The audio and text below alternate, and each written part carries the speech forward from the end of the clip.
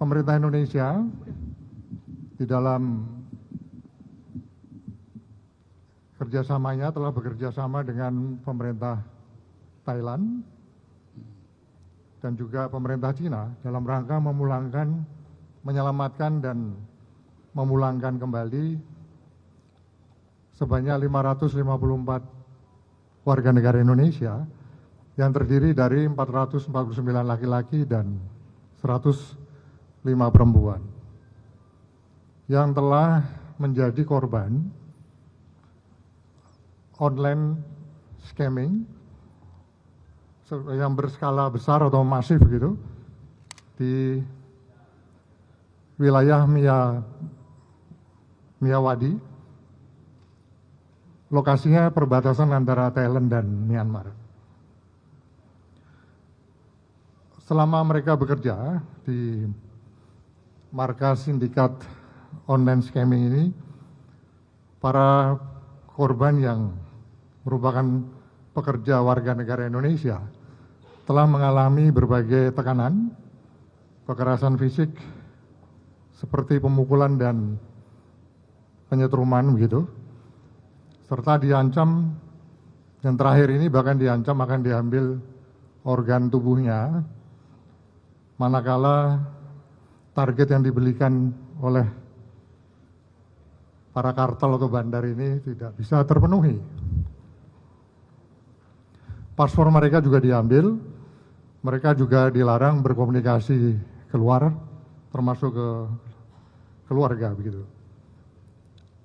Sehingga dari indikasi-indikasi yang petunjuk-petunjuk yang ada ini sangat kuat bahwa adanya penyanderaan dalam jaringan mafia online scamming dalam skala yang besar atau masif ini.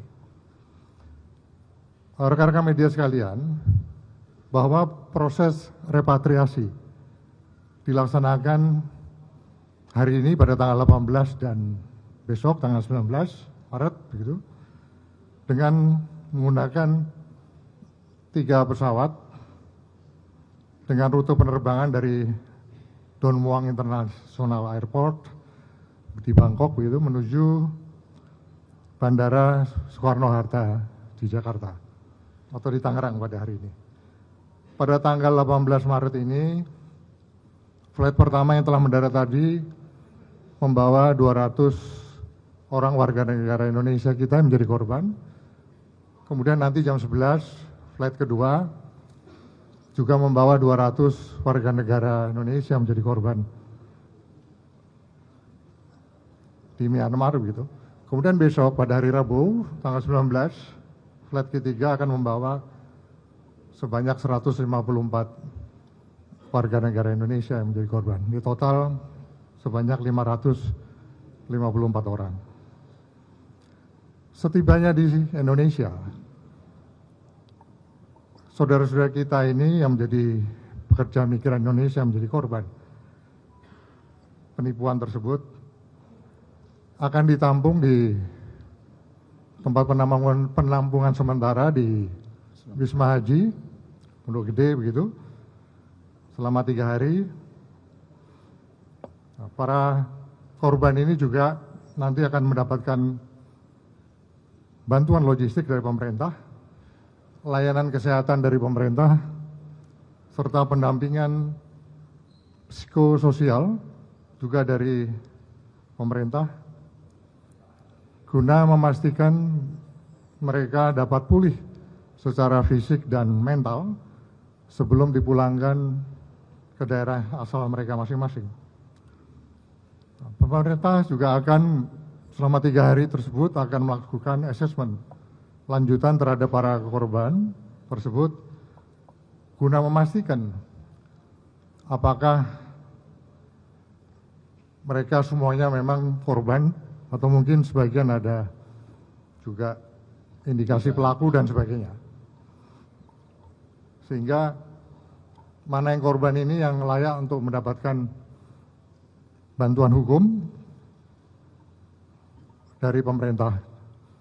Nah, selanjutnya upaya hukum terhadap para pelaku yang terlibat di dalam jaringan tidak pidana perdagangan orang ini juga akan terus kita buru dan kita lakukan.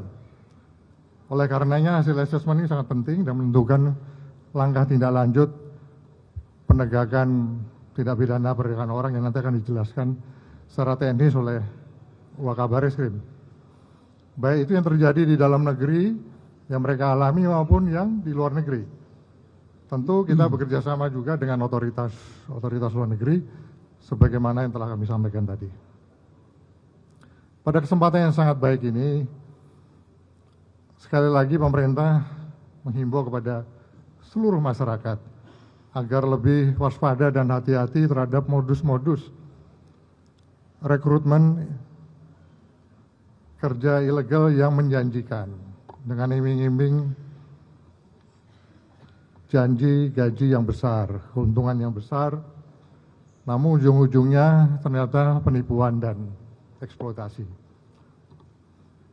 Pemerintah juga mengajak kepada seluruh masyarakat untuk segera melaporkan kepada pemerintah jika mengetahui memang di wilayahnya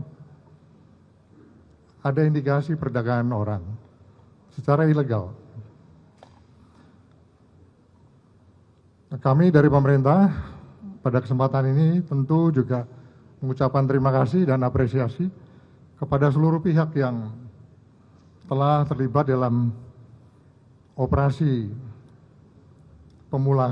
penyelamatan dan pemulangan ini, khususnya dari pihak Kementerian Luar Negeri, Kemenko Polkam, Polri, kemudian TNI, Kementerian Perlindungan Pekerja Migran Indonesia, dan kementerian lembaga yang mendukung kegiatan ini, baik itu dari Kemendagri, Kementerian Imigrasi, kemudian Kementerian Kesehatan, Kementerian Sosial, Kementerian Perlindungan Perempuan dan Anak, kemudian dari Kepala Staf Presiden, Kantor Komunikasi Presiden, dari Kejaksaan Agung, Kementerian Perhubungan, juga dari Angkasa Pura II,